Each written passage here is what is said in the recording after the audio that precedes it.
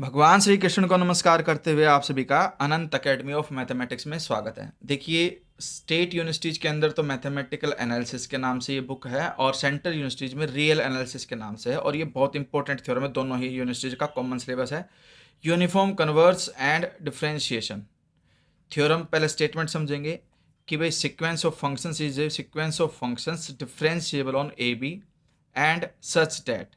पहली तो कंडीशन ये है कि जो ये फंक्शंस है सारे के सारे डिफरेंशिएबल है इस इंटरवल में, and such that f N at x zero की जो सीक्वेंस है वो कन्वर्ज करेगी for some point x zero in a b if sequence of derivatives converge uniformly on a b, then f n converge uniformly on a b. यानी कि अगर हमारे पास सिक्वेंस ऑफ डेरिवेटिव यानी डिफरेंशियल फंक्शन है, तो जो सीक्वेंस बनेगी डेरिवेबल वाले फंक्शंस की, अगर वो कन्वर्ज यूनिफॉर्मली करती है तो जो सिंपल फंक्शंस वाली सीक्वेंस होगी वो भी converge uniformly on A to B करेगी to A function F.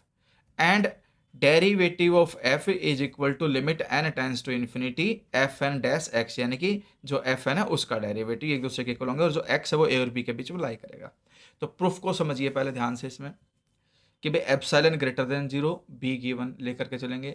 Since f N at x zero is convergent given है, तो by definition of convergent sequence Cauchy criteria हम लिख देंगे कि there exist a positive integer n one such that n greater than equal to capital n one, m is greater than equal to capital n one such that f N x zero minus F M eight x zero whole mod less than epsilon by two, equation one आ गई। ठीक है, क्योंकि ये convergent है।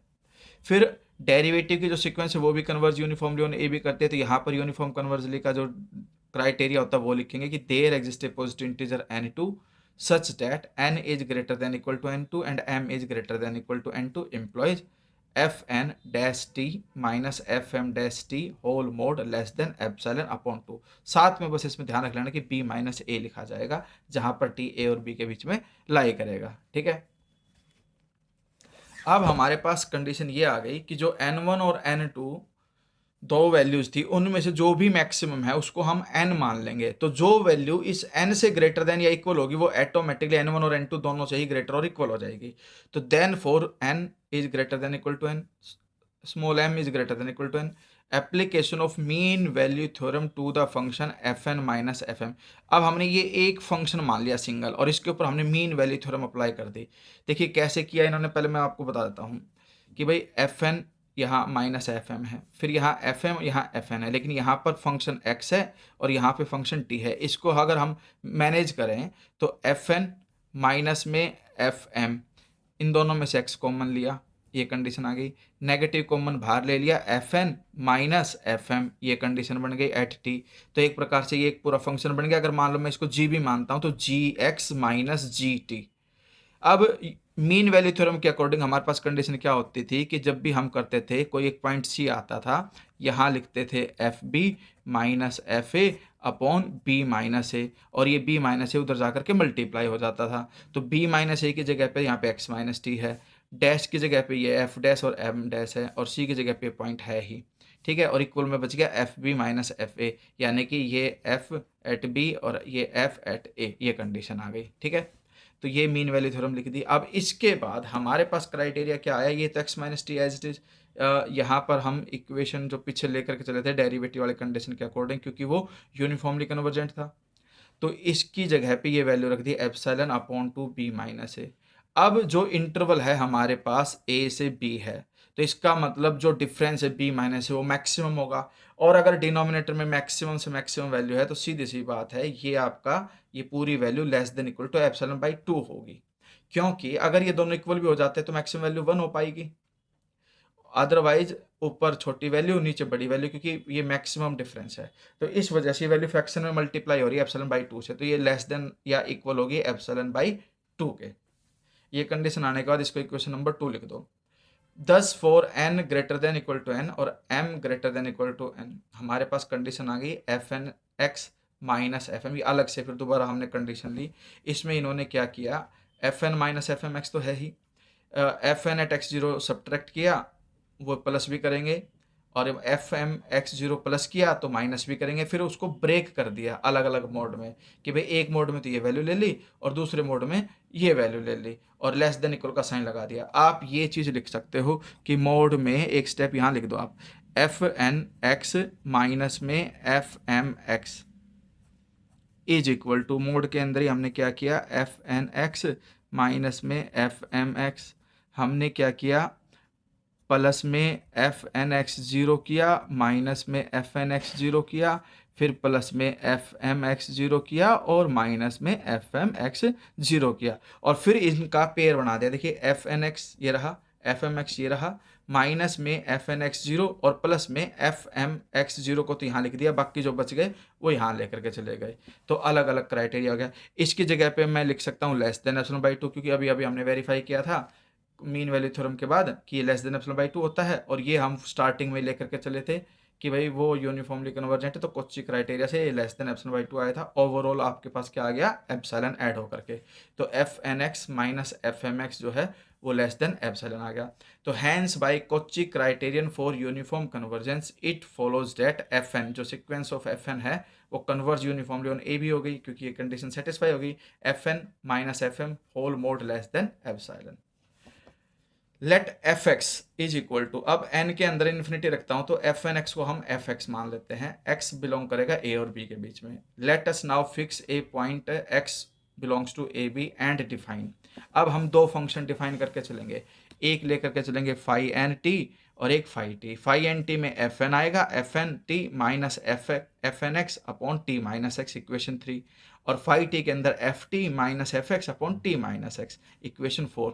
T भी a और B के बीच में लाई करेगा और एक्स भी ए और बी के बीच में लाई करेगा, लेकिन टी और एक्स दोनों एक दूसरे के इक्वल नहीं है, नहीं तो फिर ये जीरो हो जाएगा डिनोमिनेटर। ठीक है, इसमें अंतर इतना है कि एन वाले में एफ एन आएगा और सिंपल फाई टी वाले में सिर्फ एफ आएगा। Then limit T tends to x phi N t is equal to limit T tends to x phi N T की वैल्यू रख दी। ये फॉर्मूले से हमारे पास क्या बन गया, एफ एन डैश एक्स, क्योंकि ये डेरिवेटिव का जो डेफिनेशन होती है डेरिवेटिव की वो बन गई हमारे पास, एफ एन डैश एक्स लिख दी। इसके बाद नेक्स्ट स्टेप में हम चलेंगे। अब further more N is greater than equal to N और M is greater than equal to capital N, F phi N T minus phi M T is equal to, phi N T की value रख दी, minus में phi M T, यानी कि जहाँ जहाँ N है वहाँ वहाँ एम आ जाएगा, ये कंडीशन आ गई।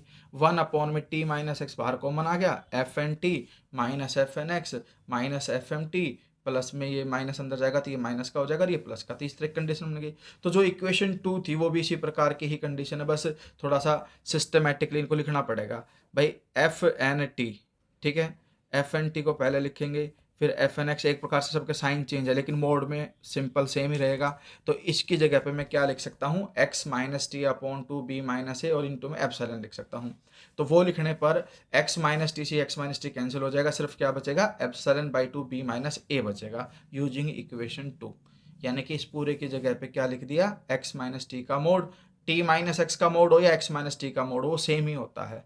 ठीक है, तो हमारे पास कोई दिक्कत नहीं है, वो पुट करने के बाद ये less than epsilon by two into B minus A आ गया। इसका मतलब जो फंक्शन फाई एन है आपका, जो सिक्वेंस बनेगी फाई एन, वो भी converge uniformly for t is not equal to x, since f n converge to f uniformly on a b, so equation 3 and 4 imply. अब हमारे पास कंडीशन ये बन जाएगी कि limit N tends to infinity phi N t is equal to में phi t, क्योंकि phi N t जो तो है आपके पास उसमें एन फंक्शन था, एन को इन्फिनिटी लेते हुए एफ एन एफ एक्स में कन्वर्ट हो जाएगा, और F x minus F T वाला केस किसका बनता है, फाई टी का बनता है। तो इस तरह से ये कंडीशन बन गई, T greater than equal to A less than equal to B and is not equal to X. फिर limit T tends to x phi T is equal to, limit T tends to X लिखा, phi T की जगह पे मैं क्या लिख सकता हूँ, limit N tends to infinity phi N T लिख सकता हूँ, ये कंडीशन लिख दी। अब लिमिट बाद में ले ली, टी माइनस एक्स को अंदर लेके चले गए। अब ध्यान से देखें तो ये वाली जो डेफिनेशन है इससे कि भाई T tends to infinity phi N X is equal to F N x minus में F N T divided by T minus X is equal to में डेरिवेटिव ऑफ एफ एन, तो इसकी जगह पे डेरिवेटिव ऑफ एफ एन लिखेंगे और limit N tends to infinity as it is रहेगी। Same way में limit T tends to x phi x is equal to f dash x होता ही है इस वाली कंडीशन से, क्योंकि यहाँ पर फिर फाई टी को रिप्लेस कर दिया एक्स से, इसलिए यहाँ पर ये अभी फाइव डैश टी लिख लेते हैं, फिर बाद में रिप्लेस कर देंगे टी को एक्स में, तो ये कंडीशन आ जाएगी। तो ये बन गया आपके पास एफ डैश, क्योंकि हमारे पास फाइव टी है ना, ये फाइव टी, और इसके साथ limit T tends to x लेंगे और इधर भी टी टेंस टू एक्स लेंगे, तो ये आपके पास क्या बन गया था, एफ एन डेरिवेटिव बन गया था और ये एफ टी बन गया था। तो ये दोनों एक दूसरे के क्या आ गए, इक्वल। यही हमें इसमें वेरीफाई करना था। फिर से एक बार समझ लो, अगर मैं दोनों तरफ limit T tends to x ले लेता हूँ, तो इधर वाली कंडीशन तो बन जाएगी एफ डैश और इधर वाली बन जाएगी आपके पास एफ एन डैश। तो इसीलिए ये कंडीशन बन गई आपके पास। इधर हालांकि लिमिट एक n tends to infinity extra थी फाइन में, इसलिए ये लिखा जाएगा और ये कंडीशन वेरीफाई होगी।